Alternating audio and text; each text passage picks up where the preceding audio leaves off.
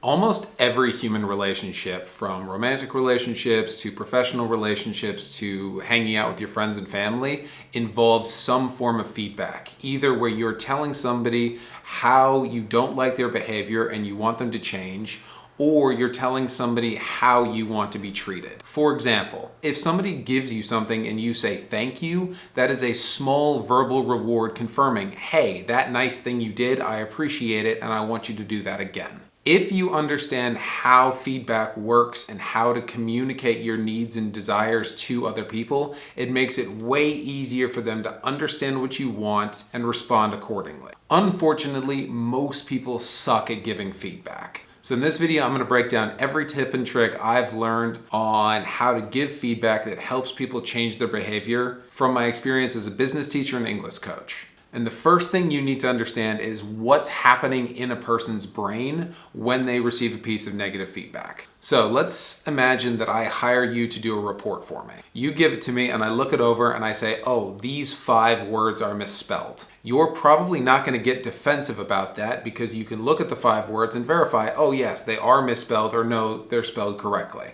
Then we can have a discussion. However, if I look at the same work and I turn to you and I say, your work is sloppy, you don't have a specific problem you can solve, so it just feels like an attack on you. Now, my goal is to get you to correct the paper so it meets my standards. But if I just position it as your work is sloppy, please fix it, here's the situation I've created. You had a story of yourself as a professional, and I've given you feedback that shows you're lower than that standard or that narrative you have of yourself. Now, my thinking is if you fix those spelling mistakes, you'll come back. That's what I want you to do. But for you, there are multiple ways to solve this gap without actually fixing the document or the paper you submitted. First, because I just said your work is sloppy, you have no idea what the problem is. So the effort of going through the paper, figuring out what I considered is sloppy, and then trying to fix it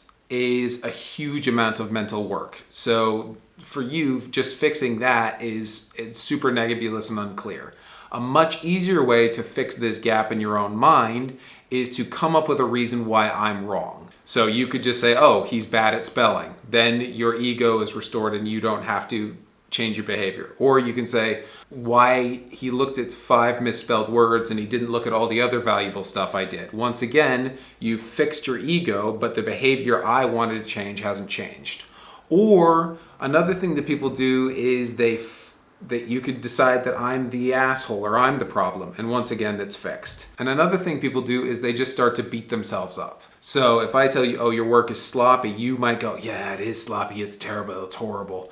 And then you create lots of guilt and bad feelings in yourself. What that does is makes you feel like you've atoned for your sin without actually changing your behavior. So in your own mind, you fix the problem, even though the behaviors I had a problem with aren't fixed. For you and your brain, what you want is to fix this gap. For me, what I want you to do is fix the behavior. So when I'm giving feedback or you're giving feedback, the goal is to never get the person to think about themselves, but only about the behaviors they need to correct. So here are a few techniques that you can use to make sure that the person is focusing on the behavior and not themselves or their ego. The first tip is to learn how to give praise correctly. Most people use praise as sort of a cover for negative criticism. So they'll say something like, oh, this is great, but, and then they'll have 5 or 6 pieces of clear negative feedback that you need to correct on. This creates a huge problem. First, when you say good job, but, what the person learns is, whenever I hear good job, it doesn't actually mean I did a good job. It means there's criticism coming. So good job has no value. Second, what the person learns is praise will be vague. I'll just get good jobs or this is great. Whereas criticism will be clear and concise. So praise is kind of valueless. The third problem with this is it wastes a huge opportunity to get the best quality work out of the person. For example, if you had a newspaper and I wrote articles for you, and every time you only told me what I needed to fix or what I needed to correct, Eventually, after I wrote enough articles, I would learn what you hate and what doesn't make you happy. So the end result is I'll keep giving you stuff that you're not upset with. If you tell me what you don't like, and on the other hand, everything you like and want me to do in future articles, the quality of my articles will go up much faster because I know what you like and what I should do in the future that makes you happy. This is a huge opportunity that most people miss. They use praise simply as a way to hide negative criticism instead of as a way to encourage behaviors they want to see again. The next thing you should focus on if you want somebody to listen to your feedback is to abandon your ego when you go into the conversation. A lot of times when somebody is about to give feedback, especially criticism, they withdraw into this place of being the authority. And what it does is it actually creates distance and friction between you and the person you're trying to help. Instead, when you're about to give feedback, think of it as you and them having a discussion as equals and you're working to solve the problem. When you're coming at it from an attitude of, okay, this is an issue I'm seeing, what can we do to fix this? It encourages the other person to open up, relax, and start coming up with solutions with you instead of setting up this antagonistic relationship where you're telling them how they screwed up and they're justifying it to you or trying to make you happy again. That sort of dynamic just will make the other person tense. Inviting them to have a discussion with you keeps everything calm and actually keeps them in a relaxed state where they can adjust and actually start looking for solutions. This next tip is about how to time your feedback so it's the most effective. Feedback timing really depends on how long the project took or what the person is learning. So if you are learning something simple or mechanic, like learning how to tie a knot, giving immediate feedback every time the person makes a mistake or does something correctly is super helpful because it allows them to iterate and learn faster. However, on longer timelines, this is no longer the case. For example, if somebody's been working for 2 weeks or a month on a project and they submit it to you, you don't want to give them feedback directly after they submit. They've devoted a lot of time to the project, and in that moment, it's their baby. They won't be able to listen to your feedback or look at their project objectively because they've put so much of themselves into it. However, if you give them a few days to get some distance from the project and it kind of lose the passion and fervor they had when they were doing it, they will be much more open and receptive to your feedback. So, short iteration cycles like making TikTok videos or tying knots, give feedback immediately so they can use it for the next project. Longer feedback cycles or longer projects, wait a few days until the person can look at the project objectively, then give feedback. The next mistake people make is giving feedback based on vibes. So if you're in a meeting with a coworker and they're really angry the entire meeting,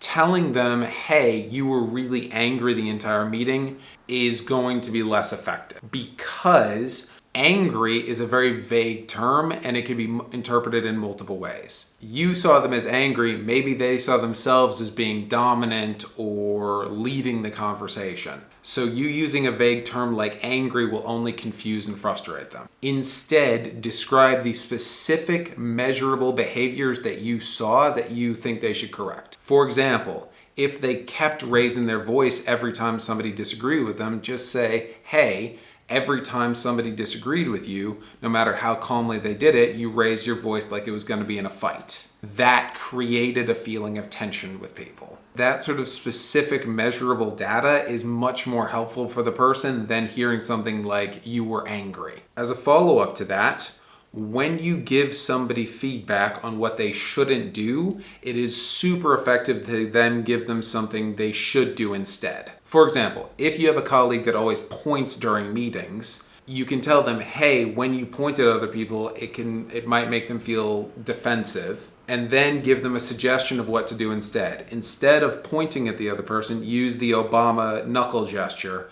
That way you're still indicating who you're talking to and you can still use your hands, but the overall impression you make is much less aggressive. It's also really important to show people the consequences of their current behavior and the new and improved consequences of the new behavior. So if I say something like, don't point at people, it's fine. People can understand what they're doing wrong, but if you say don't point at people because it creates a feeling of accusation in the person you're pointing at. Instead, do something where you're indicating to them and it's more gentle.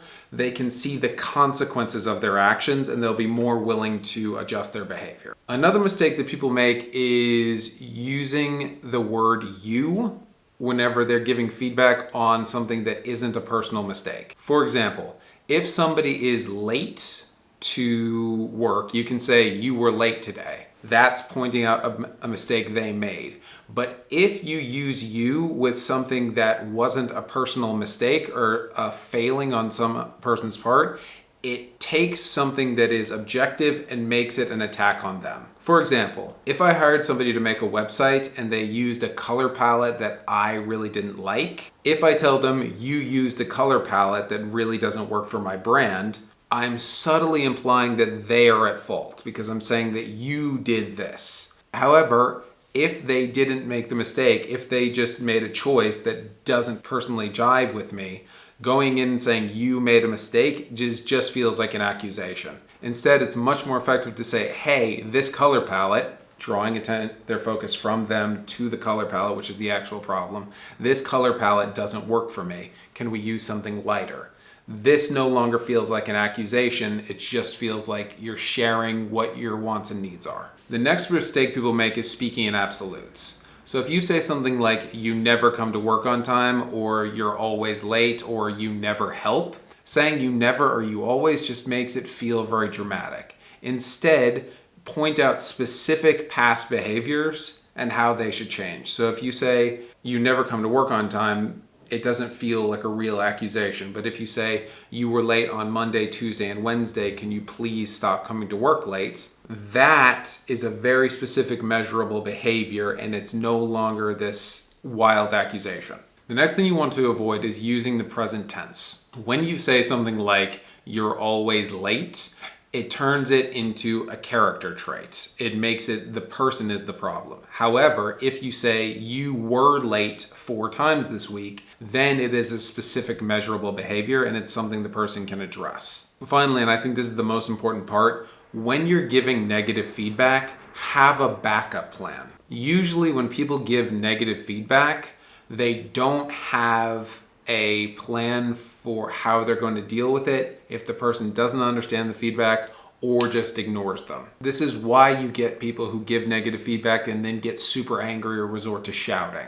They want to change the other person's behavior, but they don't have a specific plan for how to do it, so they resort to sort of emotional threats or getting angry or screaming so that they're trying to force the other person to do what they want them to do. This almost never works. Usually, even if the person changes, they'll still think of you as the enemy or the bad guy, and they'll only be changing so that you'll stop screaming at them as opposed to because they understand the problem and want to do better. Second of all, it just makes you look like, if you're screaming at somebody, you look out of control and like somebody who shouldn't be listened to and respected. So, when you give feedback, have a plan in place for if the person doesn't listen or if the person ignores your feedback. Just having that plan makes it much easier to be calm and give the feedback because you know you have a system in place to react if they're not receptive to the feedback or they don't listen. So that's it. Those are the main pieces of advice. If this is at all helpful to you, give me a like and I'll see you in the next video.